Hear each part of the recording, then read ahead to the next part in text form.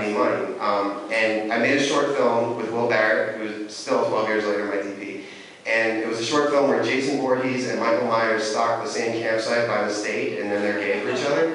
And it's called Columbus Day Weekend because that's the only holiday there wasn't a horror movie for. And it started getting bootlegged everywhere. And one day I got an email from a guy who was like, I work at a talent agency, there's a bunch of agents laughing at your short film, do you have a feature? And I wrote back, what is a feature? And he said, it's that but longer. So I recruited my friends and I made a movie called Coffee and Donuts that I made for $400 with stolen beta cams, 3 lights, pizza boxes for flags. I wrote it, I directed it, I edited it, I produced it, I starred in it, I did the music for it. And everyone was like, oh, your little movie, your $400 movie. Even to edit it, we had to edit tape to tape. This was before Time Warner Cable had an Avid or anything like that. And what we did is when we edited the movie, I figured out a way to stick a Phillips head screwdriver in the time-based generator and twist it so that everything would be stuttered. Then I did a half mix dissolve over itself to look like 24 frames per second, and then sent it off to film festivals. We got into the Smoky Mountain Film Festival. Prestigious. Not quite as good as this one, but very close. And they said, you've been selected, can you please send the print? And I wrote back, what's a print? And he said, the film. And I said, well, that's broken. Can I send you VHS? And that's what they screened it on. We won Best Picture. Disney bought the film, turned it into a sitcom called Coffee and Donuts that Tom Shady I produced, and I wrote for UPN. Sadly, that was the year that UPN decided to merge with the WB and become the CW, so all development was lost. And throughout that time I had been an assistant, I was writing on pilots and doing things, but I wrote a movie called Hatchet, which I thought of when I was 8 years old, just like a slasher comedy, which was the type of stuff that I grew up on. And the first rejection letter I got was from a major studio, and it said, the writing is brilliant, however this movie will not get made because it's not a remake, it's not a sequel, and it's not based on a Japanese one. And that was their actual rejection, which I don't know if anybody saw Hatchet on the festival circuit, but that was the fucking tagline of the poster, was their rejection letter.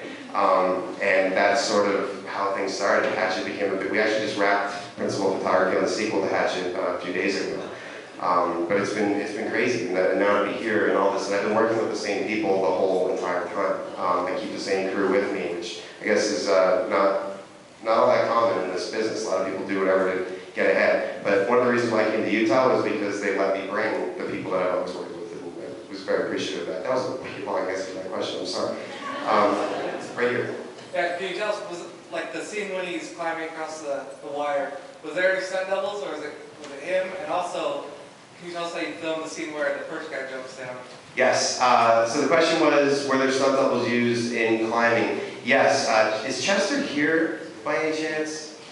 No? Chester is one of the bravest guys I've ever met. Like, I hate doing stunts. When I have to light a guy on fire or do anything like that, like, I don't like asking somebody to do something that I'm not willing to do myself.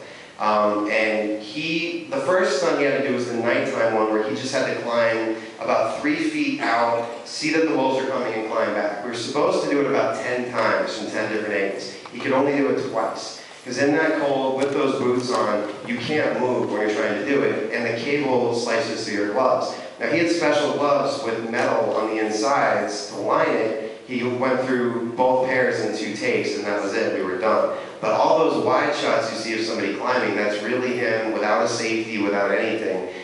Very brave. And all the other stuff was Sean Ashmore, and he was in a harness, so that way we could kind of control him. And the scene when Kevin jumped, was actually one of the easier effects. We had a pair of dummy legs, we attached it to the camera, and I just wanted the audience, rather than to do a bunch of different shots and see somebody falling wide, I wanted the audience to actually feel the entire drop. So we attached the camera to the dummy legs and just pushed the camera.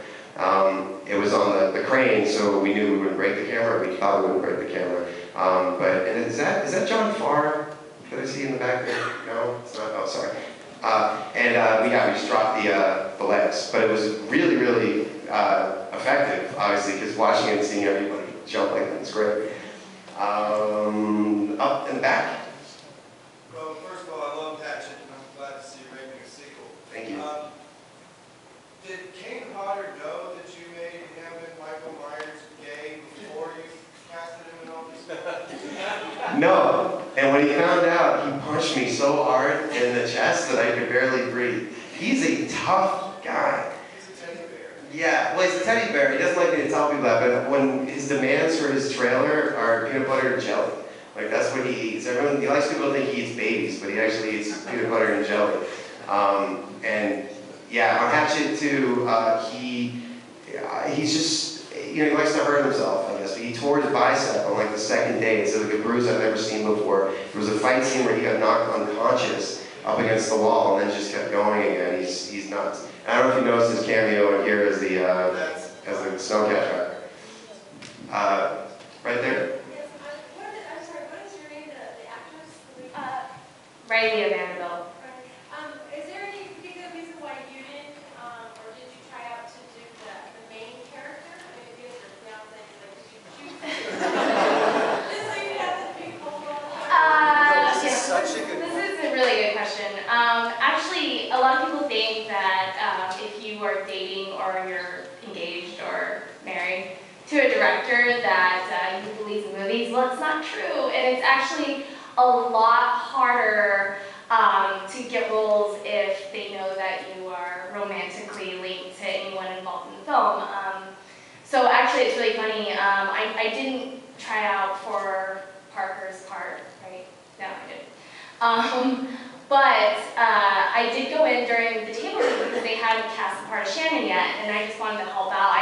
I was actually a really bad girlfriend. I hadn't even read the script, so I didn't even know that there was another girl part. So I just walked in. I'm like, sure, I'll help you out. And so the producers there were like, well, why don't we just cast her? And Adam's like, well, sure, no big deal either way. And I was the same way. I was like, no big deal. And they're like, well, let's go to Utah and do local casting and see. And so they came to Utah, and they unfortunately couldn't find anybody. So they're like, okay, well, we'll let her do it. And then they found out that we were engaged, and yeah. And then they didn't want her anymore. And it's, I don't know why it works that way, but it's so much easier for her as an actress and myself as a director to not work together. We actually met because she's also a makeup artist, and she is actually younger to Crowley and Hatchet, the deformed little boy. And the way it worked out was when we did the mock trailer for Hatchet, the makeup effects guy said, well, instead of actually making up a little boy, do you know any women with small features who are comfortable in the alginate and all the prosthetics? And I knew Rileah from, at the time, this was 7 years ago or something like that. I was the DJ at a nightclub, and she was the hostess. And I knew she was a makeup artist, so I said, would you mind if I made you up as a deformed little boy? And she said yes. And so she comes in, they make her up in this deformed head, and she's walking around the makeup shop with this elephant man-like head on, and like a tank top and shorts, and I'm just like, and 6 months later, we ended up dating, and that's so gross when you really think about it. But we didn't want anybody to know that we were dating, because instantly the crew will have no respect for her, the other actors won't, because everyone will think she only gets the part because of that. So it's really, really hard. So when she came in and read for the table read, we just had a bunch of friends in there reading. The producers looked at her and said, what about her? She'd be great. And I said, cool. Then when they found out she was my fiance, then all of a sudden, well, we need to see other people, we need to do, because they could hold it over my head a little bit and make it like they were doing me a favor. She has, what, like 8 lines in this? Like, it's not some huge favor, and it made sense. But it's a really good question, because a lot of people assume she must have it made because her soon-to-be husband is a director. It's anything but that. It's so hard for us to work together. Right here? Yeah, with your composer here, I know you mentioned Hitchcock as an influence. Did you visit any of his iconic scores as far as a point of departure for? Actually, I can't speak. Oh, okay.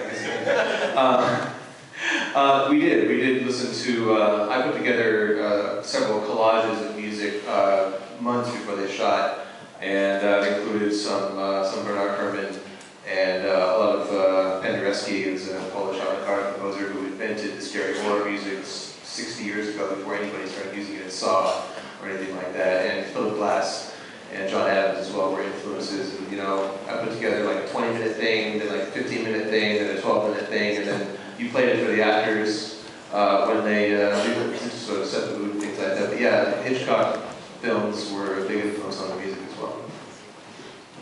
An interesting thing about the score, though, is because we were going for that sort of Bernard Herrmann thing, the original rule that Andy and I had was there would be no piano on this. For like It would be just strings and percussion like Psycho.